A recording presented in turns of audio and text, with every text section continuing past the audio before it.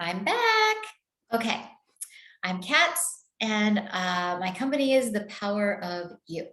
So I had just finished wrapping up my benzo taper. I was on clonazepam every day for 12 years. I started at 0.5 mg, about halfway through that, not even halfway through that process, probably, or not at that dosage, I would say about 4 years, less than 4 years into that, it was up to 0.75 milligrams.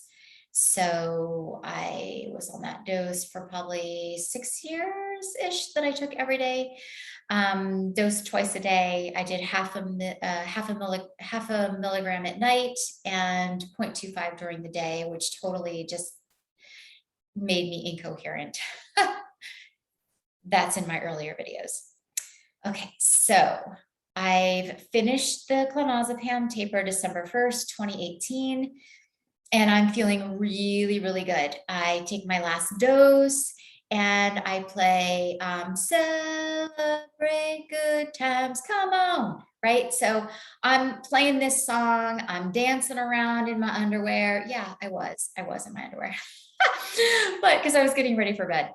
So I bring this song up on my phone and I play it, and Hubs is laying in bed already, probably reading a book. Maybe he was on his phone.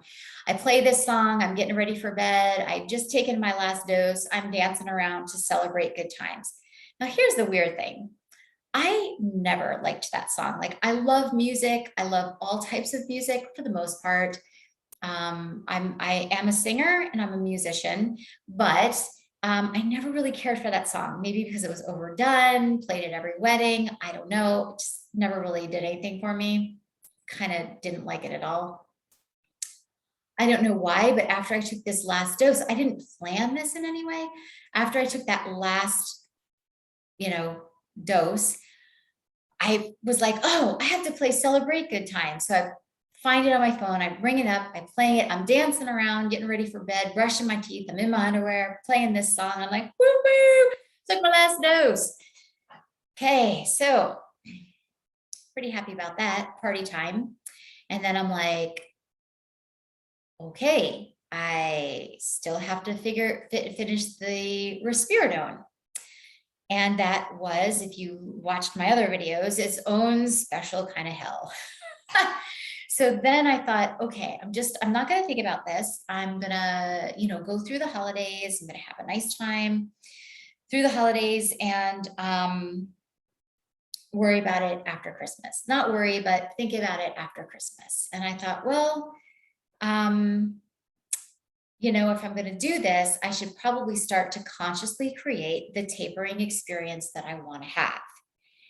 And so I sat down and I created a new visualization script for myself of exactly what I wanted to experience during this tapering process of the risperidone. And I start listening to it. So let's see, first, I think by the 3rd of December is when I had the new script up and running and started, visualizing this and creating this whole new reality for myself when it came to tapering the risperidone.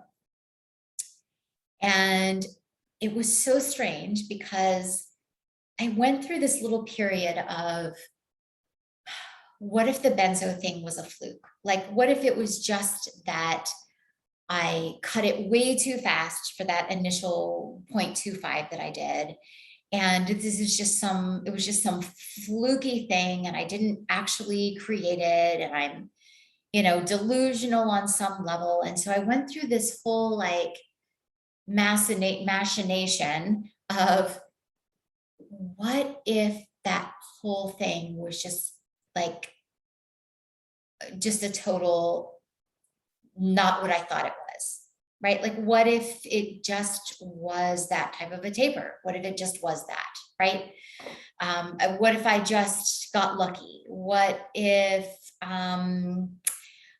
I just tapered in a way that it completely didn't affect me, right? And I was like, no, like, not that I was completely unaffected, because like, yeah. So, I had to reel myself back in and say, okay, part of this process that I was going through was building what I called a faith bank.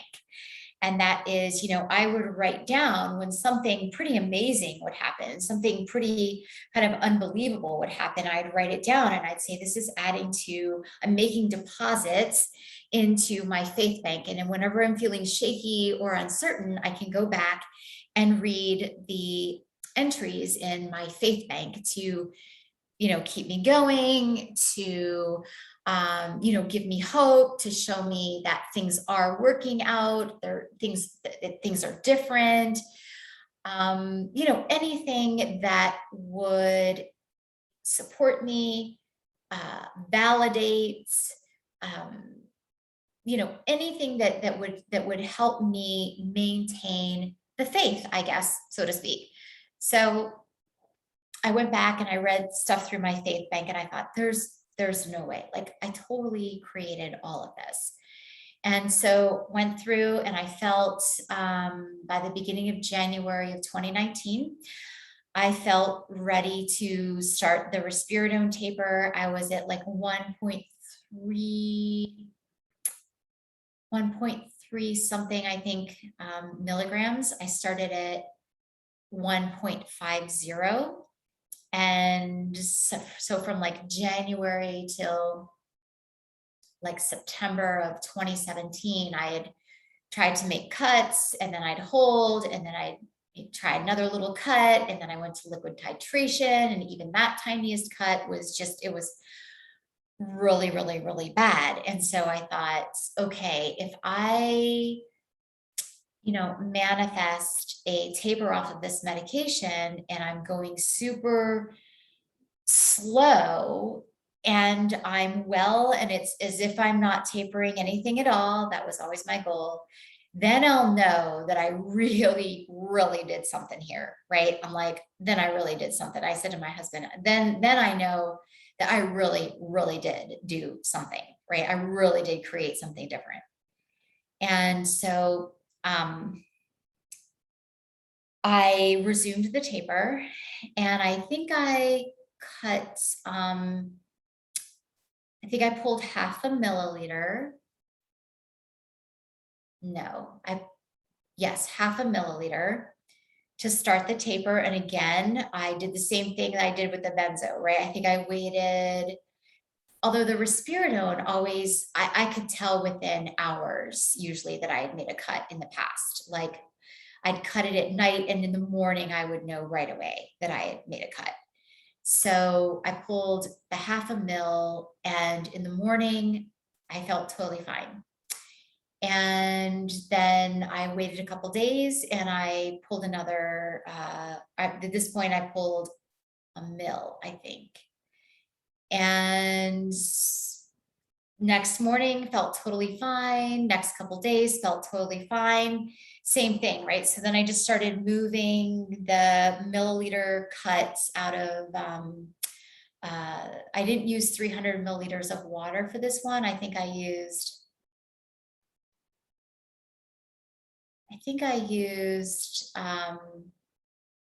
I forget how I diluted, how I created the solution.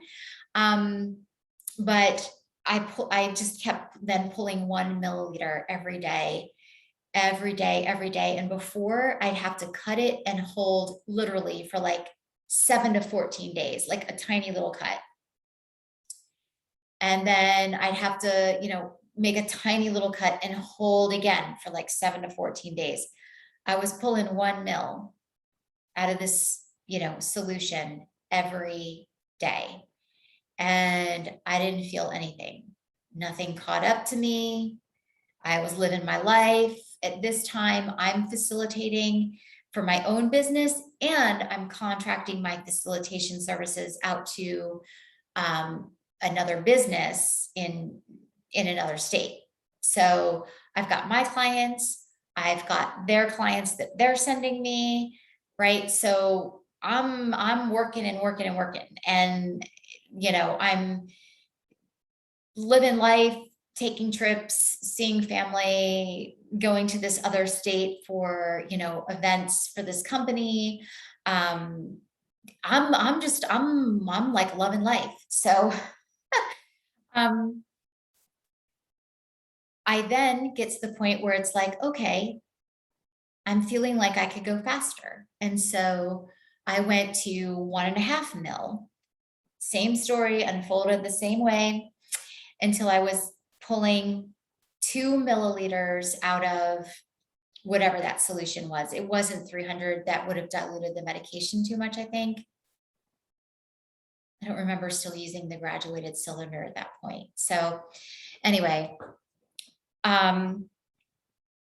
yeah, so same experience. And that's when I knew that I knew that I knew that I created all of it. And that is when I fully recognized my power. And so that became the name of my business, The Power of You. And whether I'm working with people who are tapering medication or they have another challenge in their life, my number one goal is to get people to recognize, claim, step into, and use their own power, because we are very, very powerful beings, regardless of what we've been taught or programmed by our family, our religion, wherever it came from, right? Teachers, society, the collective. When I say the collective, I mean all of us as humanity, all buying into the same ideas, the same thoughts, the same beliefs. And part of my journey was I completely stepped out of the collective of people who were tapering their medication, because I realized that I had created a completely different reality over here that I was experiencing that was nothing like the reality that people who were in the forums and Facebook groups were experiencing. But I did that. I created that. And when I would attempt to go back over into this reality, it didn't work well. It would either bring me down, it would cause me to doubt myself. It would bring down my vibration, my energy, my creating abilities, right? My ability to consciously create what I wanted. All of that would become compromised if I hung out in this group, this paradigm. It's a paradigm. And so I created my own little reality and world over here, and it worked really well for me. And so that's part of what I teach and coach on with my clients. We're creating our own reality. I'm getting to the point now where I would like to have a group coaching where everyone who is now swimming and operating and living in this new reality, that they can hang out together and support each other so that they don't have to be in this reality over here, right? There's like-minded people and support, and there's other people who are consciously creating their tapering experiences. Like I consciously created my tapering experience, and you can support each other, and it's a completely different reality. Now, I am not bashing the other reality over here. There's definitely value in that reality, in those groups, in the forums, and the Facebook groups and things. There's definitely value there, right? There's never all black or all white, right? There's always a middle ground. Whenever there's an extreme one end to the other, that's that you're not in a logical reality functioning space, right? The healthy place is always in the middle. So There are good things that those groups and those forums provide, absolutely. However, that environment and the energy that's in the collective energy and the collective beliefs and the collective victimhood and the collective disempowering and the collective limiting beliefs all form a cluster of an aspect that isn't helpful about those groups. And so what I create is a group that takes all the positive, empowering beliefs and work, and work's not the right word, but all the empowering beliefs and possibilities and the raising up out of victim status to a place where you see hope and you see possibility and you are stepping into your power. There's no one telling you. I'm never going to tell you what to do, not because I'm not a doctor, but because you have all the answers within you. I can coach you on ways to get those answers so that you're not looking outside of yourself. It doesn't mean that you never seek resources outside of yourself, but always start within. Always start from a place of you being in your own power. And then from a place of being in your own power, if you are led to something outside of you, that's a completely different place, because you're starting from being in your power versus starting from being disempowered and being in a victim state. Okay, so thank you for being with me so far in all these videos. And I'm trying to think where I'm going to go next. I know where I'm going to go next. I'm going to share with you how I tested out the things that I did and the methods that I used and created, how I tested those on real life people who weren't me. All right, see you in the next video. I'm so glad you're here, and I hope this is making sense to you. I hope it is giving you hope. I hope it's inspiring you. I hope it's opening your eyes and your mind to something completely different. It's funny. When I was tapering, and I say this with my clients sometimes, and I say this to myself, I'm a huge Monty Python fan. And sometimes between their skits, they'll say, and now for something completely different. And that's what I'm offering, something completely different in the sphere of medication, tapering, and the coming off process, and what that could look like, which is vastly different than the experience that I think most people are having, at least the ones that are vocal on YouTube or in the forums. So that is my goal here, to just share my experience, talk about the experiences of some of my other clients, and hoping that you will recognize that you do have the power and you don't have to remain a victim to where you are currently or even your past experiences. Okay. See you in the next video.